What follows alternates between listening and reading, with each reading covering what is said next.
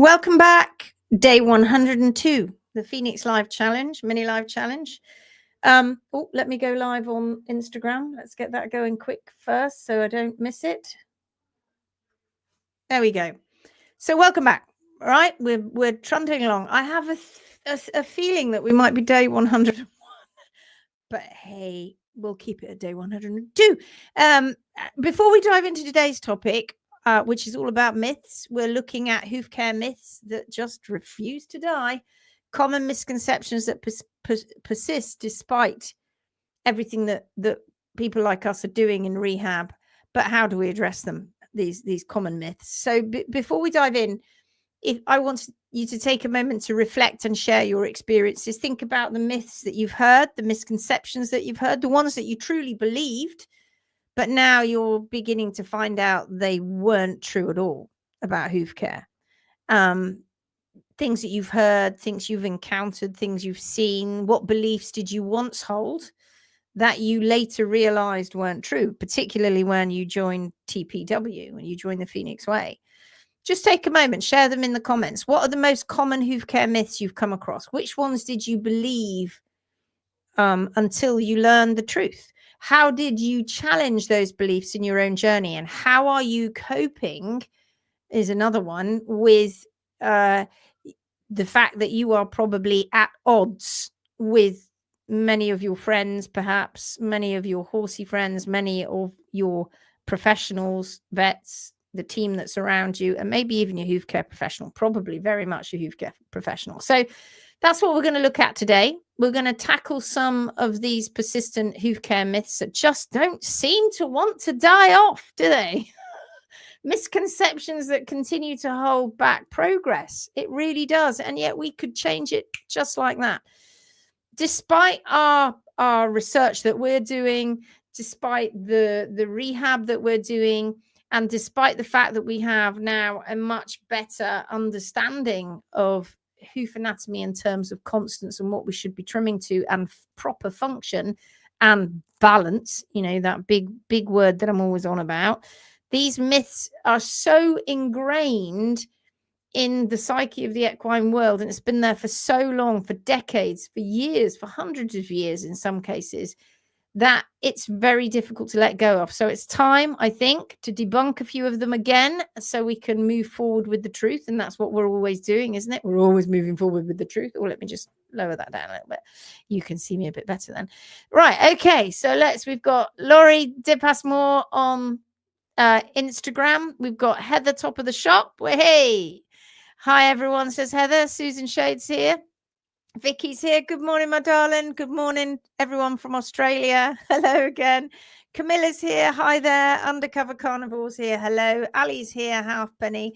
Deanna Hunter says, listening and working from home. Excited. Double live Thursday. Yes. Now, Gary might be late to the live later, as I am going to be late to a call that we're doing in a minute ago. Both of us have got calls back to back this evening. So, and last night, I apologize. Everything happened last night. All of it happened to right at the time I was meant to be going live. I have an alarm on my phone that always goes when I'm meant to be live, and it goes off, and I'm like, I can't be there. I mean, I could have put you on, I suppose, live and gone, yeah, look at me being towed to the garage. Ulrika's here. Hello, Ulrika. A little birdie told me that you're thinking it. Yeah, I've heard the news. Well, you know what to do. Book an appointment with me. Oh, Gary. Piers is here. Hello. Dawn says hi all. Tammy says, learned the hard way that cutting off the toe doesn't help laminitis. And yet people are so hung up on the toe, aren't they? So hung up on it. And I even read a vet report today, which kind of prompted my ironic post that I put, that people don't seem to be able to see irony, that I put up on the page, that it was all about the toe. And yet there they are, faced with this incredibly distorted hoof capsule that they can't seem to. When you know what you know, it's really, really difficult to go back and look through their eyes, and see and somehow get enveloped in what they still see. And we're over this side going, you can see that's distorted, right? You can, right? Can't you? You know that can't possibly be the DDFT that's doing that when you've got a heel that's as hard as anything, and there's blooming long. Yeah. So all of that. Yeah. Melanie's here. Hello. Hope your day turned around yesterday, Lindsay. Well, eventually it is. I got back late from the car fiasco, and then I went on a call with the students for a couple of hours. I didn't get off that call till very late. Rona is here. Hi, finally caught alive. 3:15 a.m. in Australia. You're nuts. You're nuts. It's lovely to have you with us, though.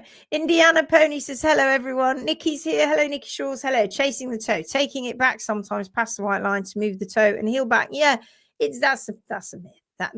Bringing the toe back doesn't bring the back of the foot back. That's a bizarre thought, really, isn't it? You could leave the heels where they are and bring the toe back. Doesn't do anything. But people get confused because they get confused with this bit, which is vertical height, and they get confused with that bit, which is horizontal length, right? And if you don't know the difference between the two, then you're never going to be able to understand balance. Plus, you're always going to end up taking away vertical depth, and that adds to all the problems that horses get when they get distortion in their feet. So chasing that toe, it's because it's what you can see more than anything else. You see the toe, because oftentimes the heels are hidden a little bit and the coronary band. So it's the toe that you see and you hyper focus on. And everybody's been told over and over again all that myth that's all about lever forces, etc., which don't exist. Short toe to better break over. Lammy horses grow heels faster than others. And of course, that myth there is based in the second part of what you just say is based in a little bit of fact that when they take toes off, what they see as laminitic horses, that's going to impede growth rate, feedback to the papillae, and hence it slows down. There are people still that perpetuate the myth that doesn't do that at all. In fact, it speeds up. Oh, show me then. Because everything that we see, and you guys that rehab your own horses, you damn well know that when that toe's been removed over and over again, that their heels appear to grow faster, but what they're doing is they're still being stimulated, so they're still growing, but the toe, lack of stimulation, slows right down, and we can see it with our own eyes, but because we see the diverging hoof rings. But you know something, our eyes appear to be lying to us in the equine world. People don't appear to be looking, and so as a consequence these myths persist. Rona says, been watching all the Hoofing Marvelous videos from before I joined. Thanks. You're welcome. Slightly mad probably, but welcome. Jenny, I must do another It's Not Rocket Science. Jenny says hello. Deanna says, the biggest myth that I believed is that my vet and farrier had extensive knowledge about the hoof. It's not just not true. You need to be your horse's advocate and educate yourself. Oh my God. And just imagine, Deanna, how many people are out there still believing it? More than there aren't there out there? Oh no, I don't know what I'm doing. Please tell me that the person I'm paying to do my horse's feet really knows what they're doing. And some do. We're not saying they all don't. But I have to tell you, as shocking as it is, the majority don't, because the majority make it up. Tammy Clayton says, my vet, my eye's flickering. My vet says my pony could have the toe cut back more along with the heel. Yeah, because it's the bit they see, even though there's no evidence out there that shows that a horse has problems. Because you see, the trouble is they don't get it right. They don't get the balance right. And then they hyper focus on stuff. But ask them, say, how many horses, when you've taken the toe off, instantly become sound?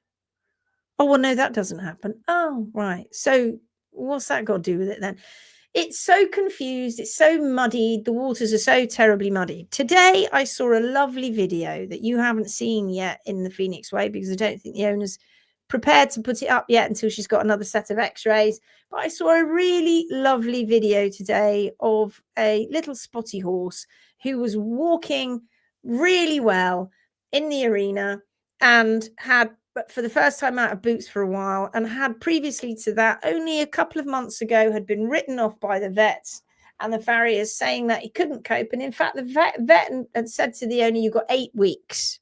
8 weeks to turn this horse around," which I don't think we're going to do, and then we're going to have to put it to sleep. Crippled, videos of it crippled, hardly being able to step out of its stable, and through a chain of people, we eventually got her in touch with the right person, one of our HMB pros, and what a wonderful thing. We're now seeing this horse walking around absolutely fine, and the owner is going, "Oh my God, look at what would have done if what would it have happened? I'd have lost my horse would have been gone by now, my pony, had I not realized that this was a youth capsule issue." It wasn't what I'd been told.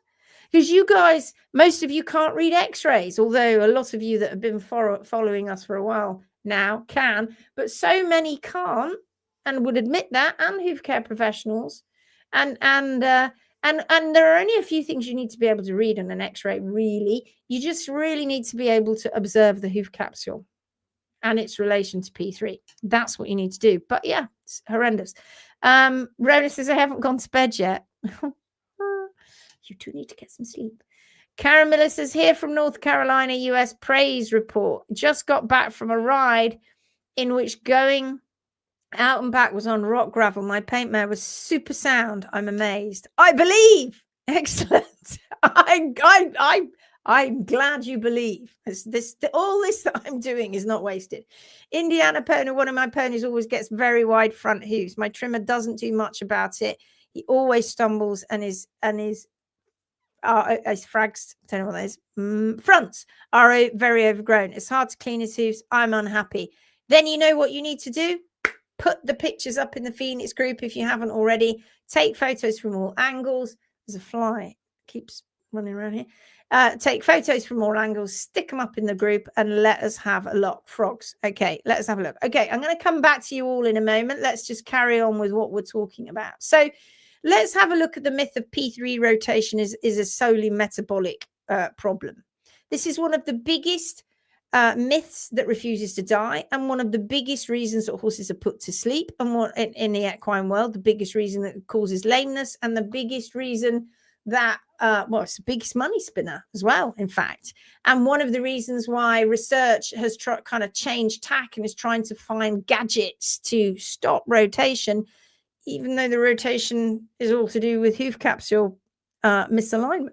So there's this idea, isn't there, that has been perpetuated for many, many years, that P3 rotation, when you see it in an x-ray, is caused purely by metabolic issues, such as, that we give the term laminitis. That's what we call it. And that's like a whole encompassing term that we use, and the moment people hear that, they fear for their horses' lives, and they think, "Oh my God, my horse's feet are going to go rotating and sinking through the capsule. Oh my God, it's terrible." And that's not the case at all. We all know that once we understand the root cause of P3 rotation, which is hoof capsule distortion, that it doesn't matter how many times we say, "You can see that capsule's out of alignment, though. Can you? You can't see that. Oh my God, you can't see it." That it's always blamed on diet and metabolic imbalances, but the imbalances are coming from the hoof, the feet, not the metabolism. And this myth has been so ingrained in hoof care for years. It's still causing massive confusion, death, suffering, money spinning all around the world.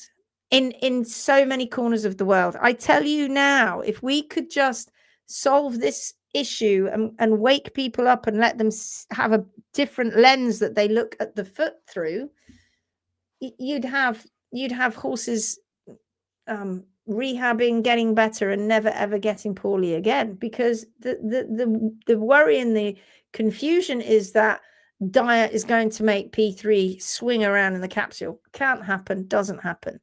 P3 is actually the movement of P3, the rotation of P3, which doesn't happen overnight, is caused by incorrect hoof care. And we've said it over and over again, and we will continue to say it until more and more people cotton on. And then we will continue to say it forever and ever and ever. So specifically, it's hoof capsule manipulation, isn't it? When that hoof is trimmed incorrectly, raising the heels too high, chopping the toes back arbitrarily, changing those growth rates from front to back, those feedback, the balance, basically over trimming at the toe, leaving too much at the heel, and that complete distortion in balance, which therefore then leads to imbalance inside the foot, which directly affects the coffin bone and P3 and causes it to rotate. And one of the things that I talk about recently, I've started using this as a kind of term, as a phrase, that P3 is on the rack, right? It's being stretched, it's being tortured. Everything in there is being put out of alignment slowly and painfully. This is not a fast thing that happens. It is a long-winded, slow process, and it's blooming painful for horses. One of the reasons that horses get so footy is because of that. The rotation, because it's not spontaneous, and it's definitely not just caused by a diet or metabolic dysfunction, it means that horses are throughout the world being put in shoes because they think they can't cope barefoot. And the real problem is, if you looked inside the horse's foot, you'd see the issue. And, you know, honestly, if we x-rayed every horse in the world, I think you'd be shocked to find out how many horses have rotation. And what's the solution? Well, proper hoof care, balanced hoof care, respecting the anatomical constants. Stop making it up. Stop looking at angles. Stop trying to force angles. And you see, the thing is, when we see a foot that has got all this compaction, and we have to rebalance the foot and bring the horse back to its normal function, it's not an instant fix, of course. You know, those horses have been in a lot of pain for a long time, and we've got to let all that pain settle down. But the laminar wedge that they've all gone, oh my God, look what you've left, that's got a long toe, was always there. You just kept chopping it off. You just kept trying to pretend it wasn't there and making it go, trying to make it go away. I know, I did that sort of thing. I know what it's like. I've been there, done that, got the t-shirt, read the book, thank you very much, made the film. We've got to allow the horse's foot to function normally. And even with that toe in play, because we're trying to get it down to the ground, with the heels in the right position, that part of the foot is the only bit that the horse cares about, the bit under the leg. The bit at the front, they don't care. It doesn't hurt. It's this bit that's all around P3 that's the problem. And when we've got P3 being put on the rack, forcing that tearing, forcing that separation, that's when we have issues. And yet I can say all of this, and there will be people who will watch this episode, watch this and go, no, you're wrong. Okay, we'll just go off and have a look at the hoof capsules on the x-rays, draw around it, get a pen, draw around it, tell me if you think that looks normal. And of course, the big problem we have is not most people don't know what looks natural, do they? What about the myth that barefoot horses can't perform? How about that one? Oh, that's one that refuses to die as well. That barefoot horses can't perform or compete at the same level as shod horses. But the problem is, those shod horses are usually all having a modicum of issues in their feet. Otherwise, they wouldn't be shod, would they? It wasn't just because Mother Nature went, you know what, you over there, you're going to have weak feet. You need shoes. But this one over here, that's not got weak feet. This one doesn't need shoes. It's going to be absolutely fine. What? No. That's not how it worked out. Mother Nature isn't random. She just didn't say, nah, you know, when you come out the birth canal, you're going to have such shoddy feet. It's going to be crap for the rest of your life. With you, hey, when you come out of the birth canal, you're just going to have splendid feet. It's honestly, they all come out with splendid feet. But what happens is, it's a blooming lottery for those horses. Who are they going to end up with? Who's going to understand that those horses' feet are going to need to be kept in balance? So it's a real problem. I think people still think barefoot is for lazy horses, paddock ornaments, horses that just don't want to work hard, or that have got owners that don't want to work hard.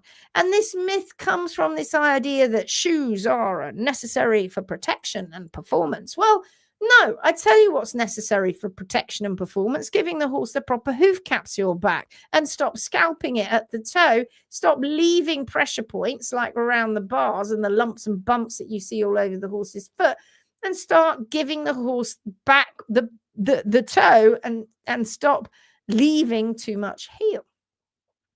balance the foot. Oh my goodness, balance the foot. And when we've got disciplines like racing or show jumping, and well, all the disciplines, I'm not going to go through them, you know them all. I wrote the Barefoot Horse magazine, or I published rather the Barefoot Horse magazine that's on my wall. There it is. I posted it, published it for over 10 years. And in those magazines and many front covers, we're showing competition horses or horses in competition doing incredibly well barefoot. Why? Because they had the right hoof care professional, not mucking up their feet, keeping their feet balanced. They didn't feel sore. And on top of that, the owner was committed to making sure that that horse was healthy inside out. So that's the truth. All horses can perform absolutely everything barefoot, as well as and mostly better than horses that are shod. In fact, when horses are trimmed correctly, they have better mobility, better shock absorption, better balance. Their feet are in a better position. And of course, therefore, they're going to have more natural movement, which contributes to better performance overall. Shoes don't fix anything. They just mask the issues when we trim it and make it worse. And also they're masking the issues of the trimmer that's trimming before they put the farrier before they put the shoe on. Because when we trim a hoof correctly and we respect those natural biomechanics, we can help the horse function and perform to the very highest level. We've seen it happen in the Olympics, and they don't need shoes. And when a horse starts having problems, the first person you should look at, oh my goodness, why don't we do this, is the person that's got the knife, the nippers, and the rasp. Look at them first. And if that person is saying to you, we're going through a rehab process, it's going to take time, then we should be seeing progress. What we shouldn't be seeing is horses continually lame, continually having problems and going backwards. Equally, don't expect things to happen overnight, as in they're going to get better because we've rebalanced the hoof capsule. My God, those hoof capsules inside have been on the rack, like I said, tortured. They need to heal now. Okay, so let's have a little chat. We've got Gita here. Oh, hi. Haven't seen you for a while. We've got Carly. Hello, my darling. I know you've messaged me. I'm going to get on it, I promise. Louise is here. Louise Broadway. One of my old clients and great friends. Kathy Yorkshire Lass has joined us on Instagram. Okay, let's keep going. Let's keep going. Blah, blah, blah, blah. Dawn says must build the heel height and keep the toes short. That's the myth that you've always heard. Hello, Hillary. Hillary's one of our pros. I always remind owners to assess the hoof by picking it up and looking at the underneath, of course, because what do? We obsess by looking at the top. And of course, you can't gauge balance by doing that. That was one of the first things you learned, Hillary, the very first time I met you in Norfolk all those years ago. Rona says, and the rocket science, of course. That's Rona because she's going through all the videos. Ulrika says, hypothetical calculated breakover made me do horrible things to my ponies. And don't we all regret it when we find out we can do better? But then we do better. And to make him sound, he needs shoes. Yeah, you're making him sound. So not sound. What were those feet like? What was P3 like? Rona says, I can now because I watch you every day. My brain is filling up with information. I love it. Well done, you. Jake Hudson is here, liked and shared. Thanks, Jake. Great to see you here. Please, everybody, follow Jake's example. Please like and share. Marshall says, hi, everyone. I just got back from trimming my mare who had a bout of laminitis last fall. I'm so excited because she's so close to having her hooves grown back to normal. Yes. And she has witnessed that trimming to the HSP is the natural solution. Well done, you. Megan Bentley's here. Hi, everyone. Good to see you. It was great to see you today. Dawn says, one thing that really upset me and led me to sack my farrier was when he said, don't be frightened to hit him. I wasn't expecting to read that. At the time, the horse was standing like a lamb. Goodness me. Wow. Judy, it's not right, is it? It's not clever. It's not right. I don't think people should be proud of that. Judy says, hello from El Paso, Wisconsin. I love reading El Paso. It sounds so kind of amazing, sort of Wild West feelings it gives me. I believe my farriers and beloved vet knew best. Not so. My eyes have been completely opened and never to be blinded again. And when you know, oh my God, you get into those laminitis groups, you're like, what are you doing? What are you doing? What, you just put an x-ray up of a horrible capsule and you're saying it's metabolic? What's wrong with you?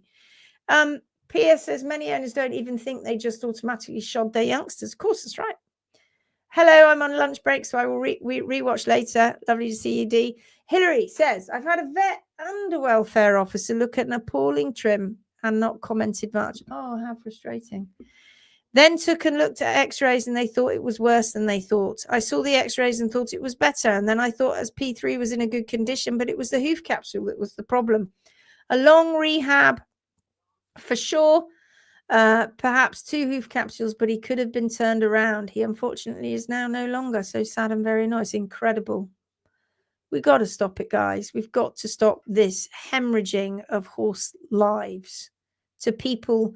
And these people are putting these animals down, and in their mind, they're going, no, this is metabolic. We're never going to fix it. And we're like, yes, you absolutely could have done. And now this horse is no more.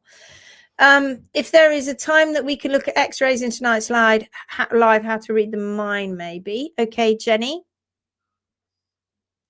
Yeah, have you sent them to me? I think you did, didn't you? Well, remind me. Teresa's here. Hi there. Look, good to see you. What do you think of the Equine Podiatry Association? What do you think of it? I think what I want to see is I want to see organizations around the world accepting the fact that P3 rotation has nothing to do with diet and management. It has everything to do with the hoof care professional getting it wrong. I think that organizations around the world should stop telling their students to chop toes off, lose their balance point. I think that organizations around the world should start telling people to really focus and learn about P3 position, capsule distortion. That's what I think. So if there are associations and organizations out there that are doing that, and they are backing it up and justifying it and making excuses for doing that, then I think those organizations need to have a big rethink. So that's what I think. Oh, I've got calls coming in. I'll just stop that a moment. Rona says, I remember your Barefoot magazine a long time ago, then just happened to see you on the Phoenix Pathway and Hoofing Novels and join and follow it every day. Hopefully we'll get to see you when we come to Australia next year.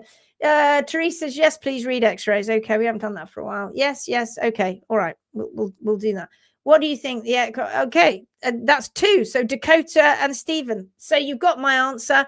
I think that organization and every other organization on the planet needs to understand balance more. They say they do. They're not if they're chopping off toes. And ask them. Go and ask any trimmer, any farrier, anywhere in the world. Ask them, why do you chop the toe off? And 2, how far do you leave the heel above the hard sole plane? Because how can you say that you've got true balance when you're making it up yourself? That's what I think.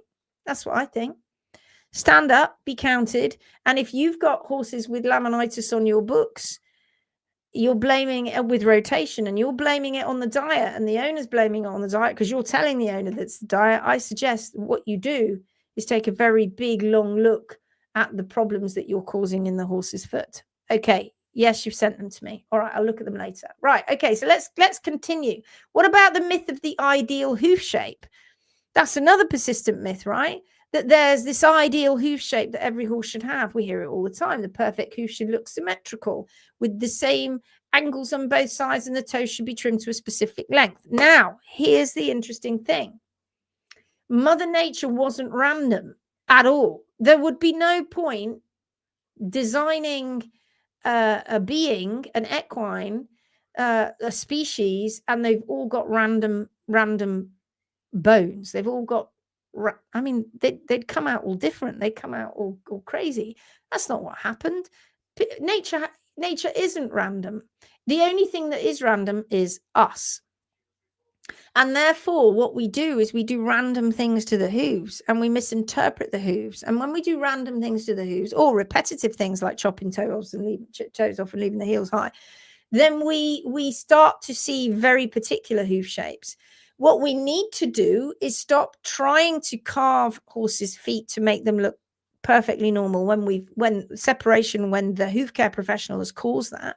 What we need to do is we need to grow that all out, rehab that foot, and let that foot shape itself the way that it needs to be. I tell you now that when you start to trim correctly, you start to trim to the correct balance, you start to not make it up as you go along, and not bring in your own personal preference trimming, which you are doing if you are chopping toes off or leaving heels high or leaving bars, etc., etc., etc. Once you start following the horse's natural foot, you watch that foot become incredible before your very eyes. And sadly, there are horses out there that have been so distorted that they never get their real true hoof shape back because they've got horrible things going on inside their feet, from arthritis to side bone to osteonecrosis and more, navicular and more, all down to the fact that they weren't balanced. So you know, Mother Nature wanted pairs. She wanted the front pairs to be the same. She wanted the back pairs to be the same. And there's very little difference between them because the anatomy is the same. And when you get horses properly moving and properly walking and properly doing what they should do every day, that their diet is good, they're healthy, so they move even more, then you trim them correctly. Wow, what you get is horses that can win big competitions and just for the rest of their lives stay very good and healthy. It's not got anything to do with conformation.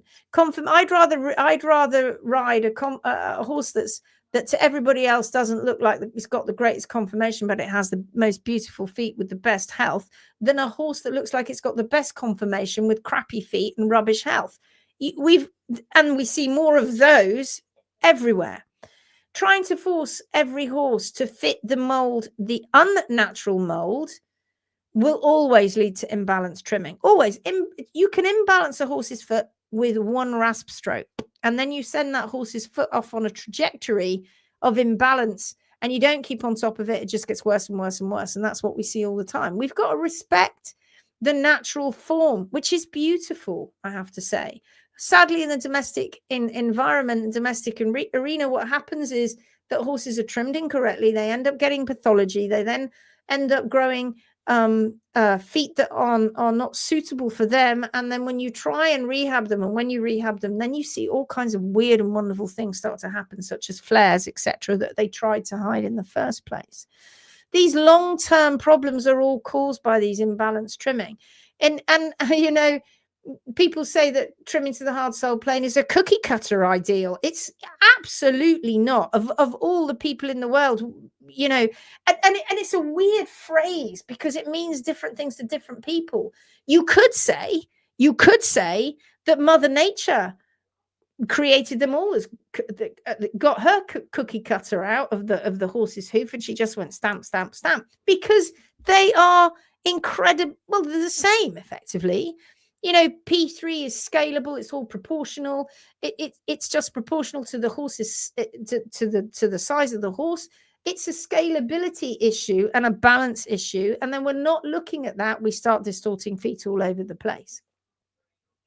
So remember that the hoof's true form is a reflection of how it needs to function for your horse, not what it looks like in a picture book, oh my God, or in a diagram when they completely get it all wrong. When they're putting two horses' feet that look exactly the same, and one's got no rotation and the other's got more rotation. You're like, it's impossible. A natural foot can't have a rotated hoof pedal bone. It's just impossible. Show me one that has. You will never find one. Every hoof is unique, and it has this unique blueprint that tells us exactly what we need to thrive.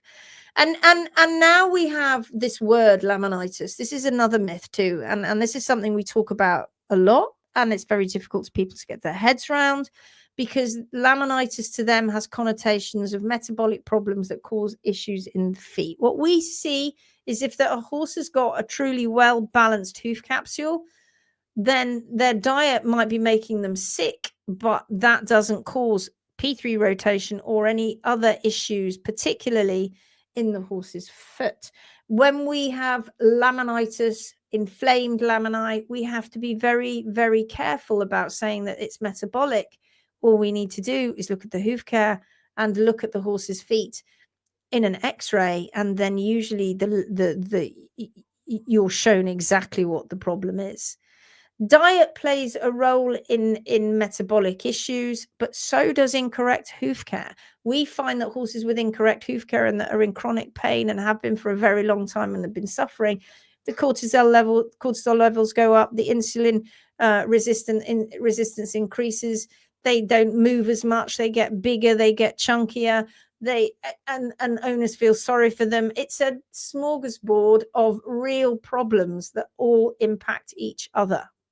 And the true culprit at the end of the day is usually incorrect hoof care. And then owners putting more stress on the system because they don't know how to feed the horse properly. But the two are not linked. The inflammation, well, let's see it. What we see is rotation, but that was not a dietary issue. That rotation causing inflammation was caused by incorrect hoof care. And it's getting your head wrapped around that. You know, we've said laminitis symptoms, and I've even said it so much in the past, you know, and we've fat pads, the swollen eyes, the swollen sheaths, the redness in the hoof wall, all of these things, and we go, oh, that's laminitis, you're about to just get rotation. No, we need to separate all of that. Those symptoms are metabolic issues caused by diet. Those symptoms are a systemic inflammatory response syndrome, SIRS. You know, they tried to use that term and then it just got disbanded. People just got so hooked on the word laminitis. That's what is going on there. That's a whole body problem. Laminitis in the foot is not going to have rotation because of sugar levels, and so far, unfortunately, they have not been able to prove that anything else happens in the foot caused to high sugar levels, because all of that flawed research is, I'm afraid, flawed, because they never looked at the hoof capsule. So they didn't know what happened at the beginning. They only looked at what happened in the end. And so therefore we can't rely on that information and that data. Poor hoof care is going to exacerbate metabolic system problems, and metabolic problems are going to exacerbate the fact that there's poor hoof care. But P3 rotation, that laminitic stance, that horse leaning back and people go, oh, there's trying to get the pain off the front because the toes are too long. No, what they're trying to do is get P3 into the right position because it's been put in a rotated position. They are trying to get their bony column back in the right position. So how do we overcome these myths? Well, education. Key is knowledge. We've got to educate people. We've got to educate them, show them the rehabs, let them see it for themselves. You can't rely on old, outdated information that you read in a textbook in 1986. It doesn't serve the horses anymore. The more we understand the true mechanics of the hoof and the science behind natural hoof care, then the better we will be at preventing, not perverting, hooves. You know, we've got to prevent these myths from taking hold. Unfortunately, they have. So we just got to prove with our proof in our rehab. Data and research, what's what we're deeply involved in now. We also need to rely on all of that real world data and research. We are now in that process. We're researching, we're collecting data, and nobody's ever done this kind of research and collection of data on such a big scale ever before. We are in a very unique position where we can do that because we have a very thriving big school now where we've got students and pros who are all over the world collecting data for us. That is incredible. We collect data from workshops. We collect data now from training camps. This is probably going to be the biggest pool of data on hoof measurements and rehab that's ever been done anywhere in the world. And in a couple of years, it's going to blow people's mind. We're continually learning, aren't we, and adapting to help people understand the natural balance of the hoof. I come at it this way, I come at it this way, I come at it other ways. I do these lives, Gary and I do lives, then we do my rocket science lessons, we do workshops, we do training camps, we've got the school, we do the challenges, every which way we can to get people to become educated and understand. And then what we have to do is share that, don't we? We have to share that truth, just like Jake did. And it's up to you to do that. The horse owners, you're the caretakers, you're the ones that have to understand this education. You need to share this information and advocate for your horse as to what is right. The more that we share the truth and the more that we can move the needle in the industry and get it back over here. Instead, it's in the red zone. We need to get it back into the green zone. Okay. Zoe Bentley's also joined us. Sarah FKH is with us too. We Love Pets is here from Pennsylvania. She says, my friend's horse is in the hospital because he slipped and hurt his leg. I'm very sorry about that. His leg swelled and now They say he has laminitis. No, he just wasn't walking on it. The trim probably wasn't great. And now the foot is growing in the incorrect trajectory. Boom. They've x-rayed it and seen that he's got that. After a few days, the other leg swelled, high heels and tendon injury. Just get the x-rays, show them, draw around the capsule, explain to them if P3 is in the wrong position, so is the hoof capsule. It's just and the thing is, these coincidences that come together are conflated as a real thing. No, his feet were probably poor before he got in there with P3 in the wrong position. Now they're growing in the wrong trajectory, and everybody imagines it's something that's caused something else. So here's your takeaway for today. Despite hundreds of different papers out there, that if you really read them and look into them, you'd see all the flaws. Despite that, and despite our new research and the rehab that we're doing, and of course a much better understanding of hoof care, there are still horrible, persistent little myths that just won't die. And it's up to us, my friends, to challenge them, challenge these misconceptions, and continue on our learning journey and help others see the truth about what horses' hooves really need. And if I didn't think that what we were doing and I was right, I wouldn't be here every day or as many days as I can. I wouldn't be building a school and our army to make sure to make those changes.